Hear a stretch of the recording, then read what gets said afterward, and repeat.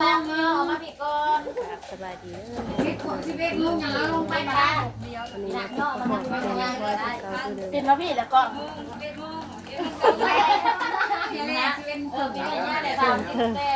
พิ่มเติมจะมางานศพงานเขาดำ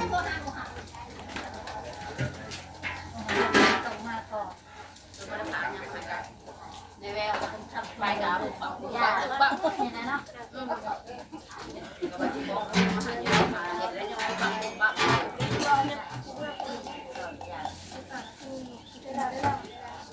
หวานเป็นยังหวานหมดเป็นยัง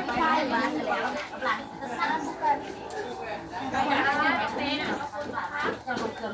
แกงตัวหวานเป็นยังหมออะไรไม่พลังฟูทุกอย่างจะตกทุกอย่างเป็นแบบนี้ยาต้องสเตปยา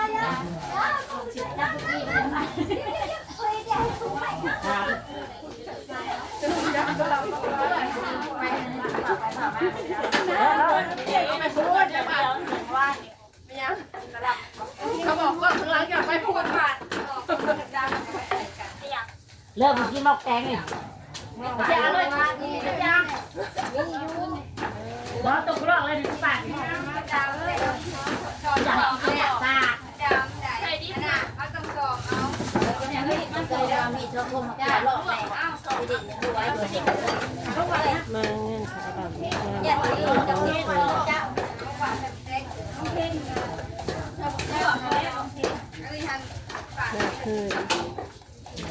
คืออดีตครูแบบ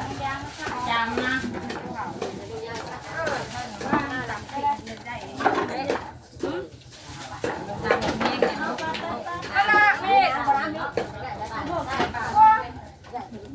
จำไว้ได้เลยจิ๊บสลัดตับมาเดียวไม่ได้ไอ้ตุ้มแต่งบางคนต่างงานมันลายเห็นก่อนจับได้คุณจะชอบแค่น้ำข้าวก็เดี๋ยวจะได้ไม่เป็นห่วงแค่มาซื้อยามาเมียนเขาหันปาโคผมหล่นใส่ลายนัวลายใส่หน่อยนัวตามปกติเนาะตามเอาไม่ตลอดเต็มตามเห็นเขาหลอกเนี่ยนั่งงานต้องหลอกลายหลอกไม่แล้วโมน้ำอยากหลอกลายแม่ก็จะกินเขา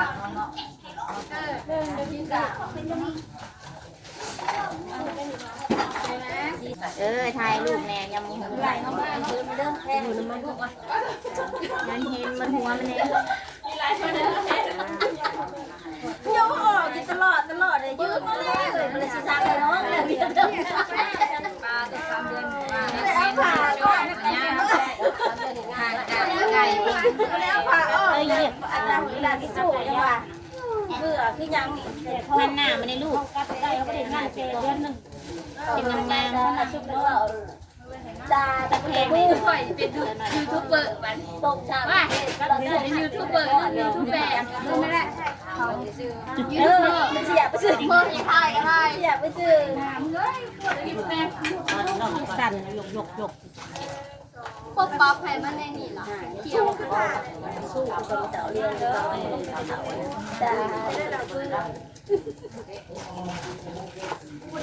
ที่ตั้งขาตั้งขาหนักอยู่ในหัวนี่จะซ่า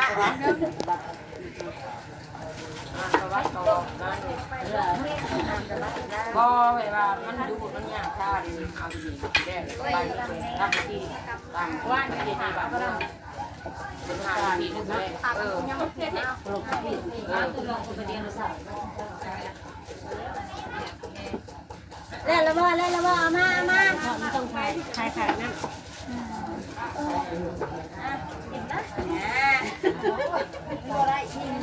ถ้าไหนเราไปกินซะ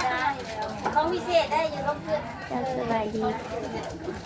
บรรยากาศนะคะสิลงเสียงกูไ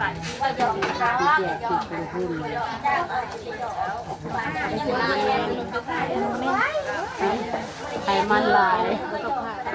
ก็ไปตู้นี้เลยเนาะ เอากระชากไก่นี่แม่เฉพาะจะจุกเฉพาะพี่ก็เปิ้ล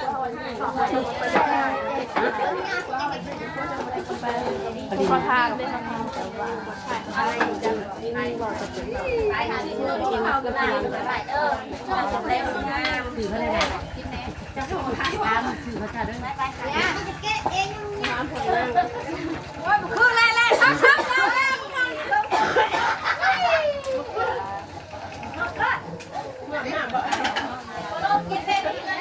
เห็นหุ่นเต้นเป็นเรื่องของกายเองแหละแล้วก็อะไรแล้วหน่อยเฉยๆใช่เน่มืออะไรอ่ะแล้วพูดอะไรข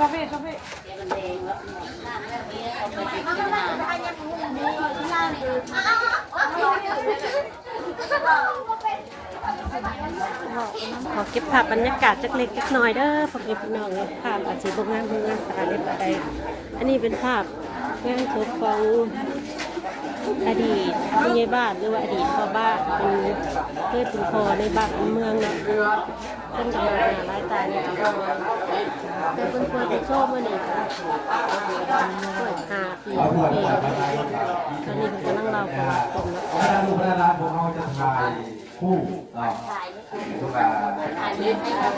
ขอโทษขออภัยลูกหลานขอเก็บภาพบรรยากาศของ ที่โตมาก พ่อกับแม่ด้วยป้าและตาด้วยวันนี้ด้วย โตมากเป็นเวลาที่ต้องต้อนเนาะ พ่อแม่พี่น้อง ว่าในการงานทุกนักเที่ยวใช้ยามุ่งเนาะหลอกว่าบ้าในการโตมากกับเทศเดนผู้หนาโกโม่เนาะประจำกลุ่มบ้านพัฒนาเจ้าเนาะ นี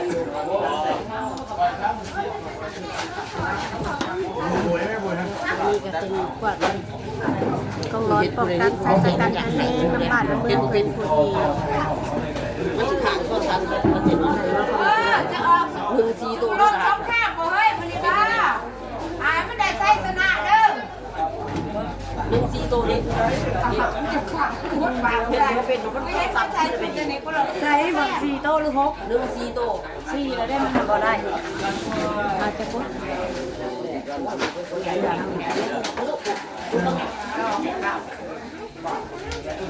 ขึ้นไปในรูปสถิติจะเป็นเรื่องนี้นะมีตาน้ำบักน้ำเมืองเป็นจะเป็นทั้งก่อนเป็นพ่อบ้านทุกที่วางเลยเขาคอยถนัดเยอะ เอาไปลูกได้ต่อเลยด้วยญาติพี่น้องต่อเลย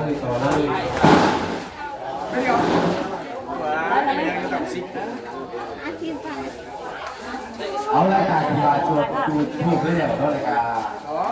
โอ้สักเซตดื้อในการเงินงานที่ว่าไม่ต้องเข้าไปชอบคนโตพวกเข้าหลอกซึ่งว่าถ้าใครไม่มีตัวหนาทุกใครคิดว่าหลอกเลยอะไรเนี่ยไอเจค่ะไอ้นาสยามพุ่งฟ้า นี่เป็นเราเอาไว้ เอา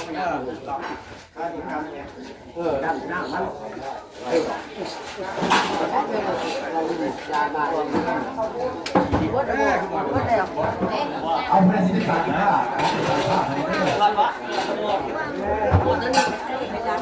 เอาไปเส้นกระดาษพวกข้าวบ้านก่อนเนาะ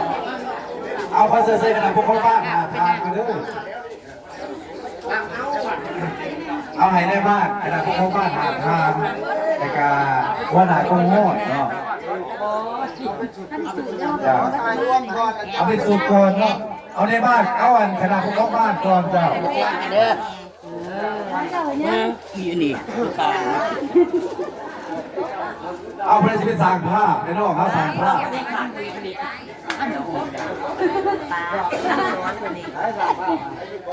เอาภาษาสมาธิสร้างภาพในเรื่องเป็นสายให้เล่น น้องดาวนี่ไปน้องดาวเดี๋ยว เอาเจ๊แรกไปสายให้เล่นเป็นสร้างภาพให้เล่น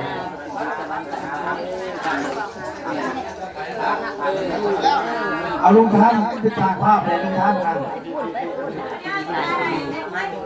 เจ้าเจนินไปสร้างให้เล่น เสียดเลยรถไม่เสียดฉันเลยนะยับเข้ารถ3 คนจะกินได้ นนี้กับผู้ใหญ่บ้านเก่าแล้วก็เป็นเนาะ เอาถือว่าเพื่อเป็นเกียรติเนาะถือว่าเอาโอเคเนาะ เ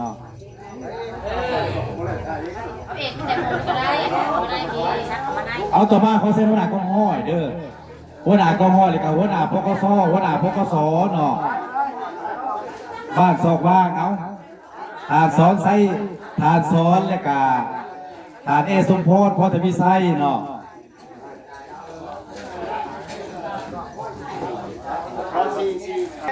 อะไรนะจะไปสุดท้ายเนาะ ส่งไปให้กิน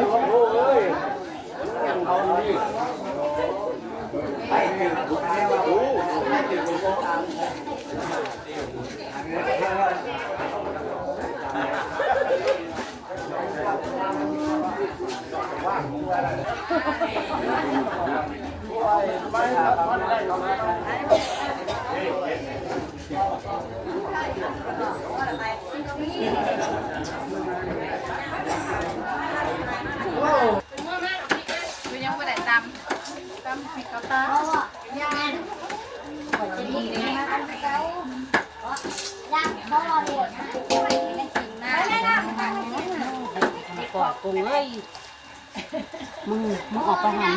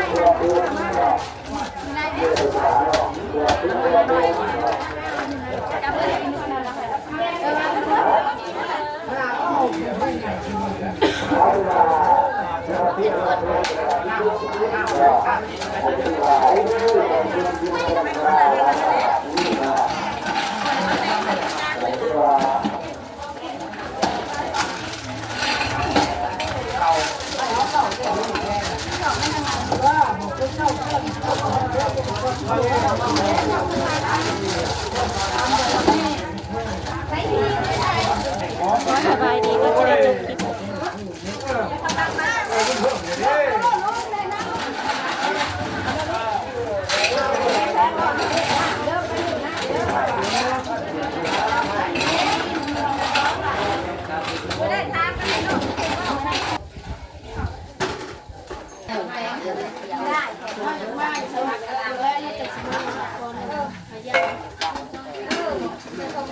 เอ้ยยาวเอาแถบใช่น่ะ ลงเพลงเอาเล่นกระหล่ำเอาอันเดียว